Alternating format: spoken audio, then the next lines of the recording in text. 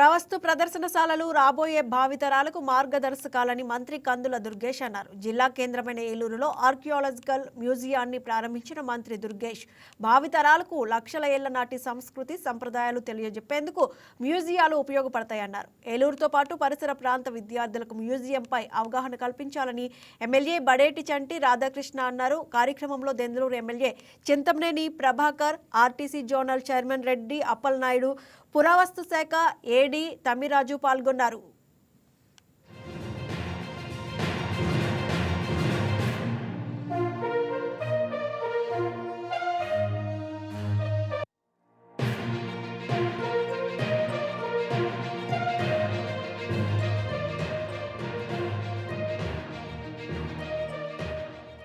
Hi viewers, ఈ video మీకు నచ్చినట్లయితే లైక్ కొట్టి షేర్ చేసి వైకే టీవీని సబ్స్క్రైబ్ చేసుకోండి.